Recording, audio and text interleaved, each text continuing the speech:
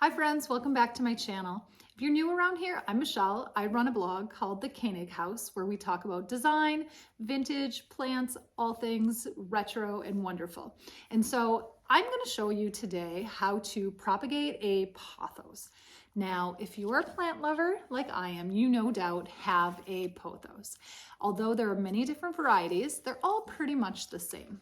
So this pothos that I have right here, I'm going to show you how to take a clipping and propagate it. And all you need is a simple set of scissors and a container with some water. So let's get started.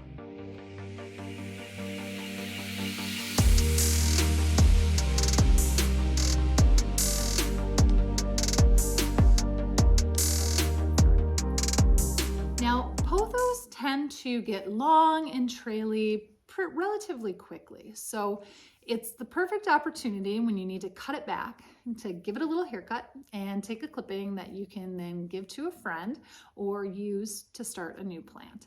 So I'm going to show you today on this pothos of mine how to take that clipping and where exactly you want to cut it, and then give you some pointers on allowing it to grow some roots. So if you look at the vine, ideally you want to cut back at least 6 inches. So the main thing is to make sure that your clippings have at least 3 to 4 leaves.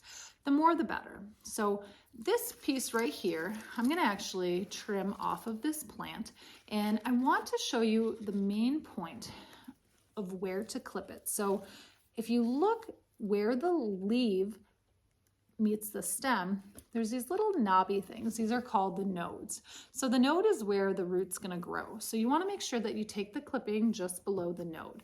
So right here, there's a few leaves that have been removed, and you can see there's quite a few little nodes. I'm actually just going to trim it right below this node right here. So we're just going to cut it. Simple, right? And then making sure that we have enough of a stem to put into a container of water. So if you have to trim right below a leaf and you need to have a little bit more length, you want to just pop the leaf off, just pull gently downward, and it'll come right off.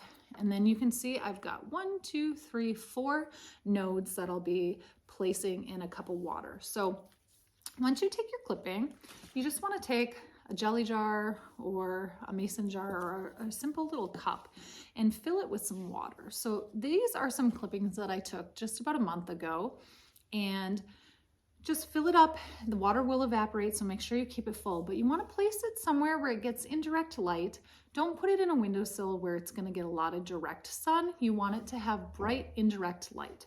And so I've taken my clippings and I've placed them into this water, making sure that the nodes are submerged.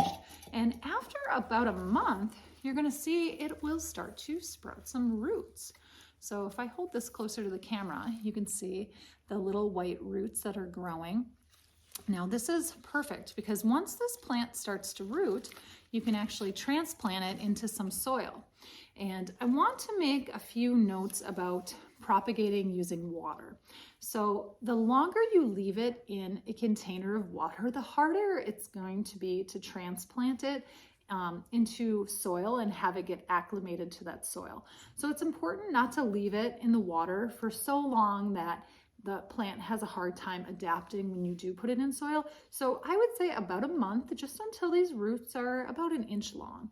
And then that's the perfect time for you to take it and put it in a nice container of soil, preferably something that has a high amount of peat moss or can stay quite moist to allow those roots to continue to grow until the plant gets established. Now, there is another way to propagate a pothos not using water, and that would be very similar to the way that I had just shown you, where you clip the vine and you take those nodes, and you can actually use like a rooting compound. So it's a powder that stimulates growth of the roots.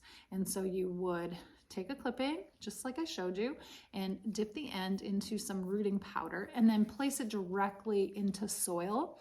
and keep that moist. So the soil, again, having a higher peat moss concentration or something that allows a bit of moisture retention, that is another great way of propagation where you can kind of skip the whole water step altogether and just put it directly into soil. You just want to make sure that you keep that soil wet while those roots continue to grow. So it's really important to not stress the plant by having it in direct sun and letting it dry out. You really want to allow those roots to take hold.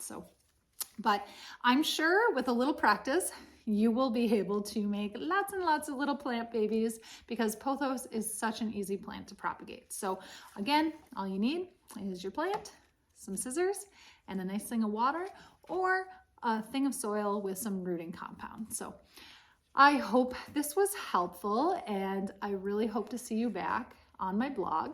I do videos every week, so be sure to subscribe. And if you ever have any questions, drop me a comment below or send me an email. All right, look forward to seeing you next time. Bye.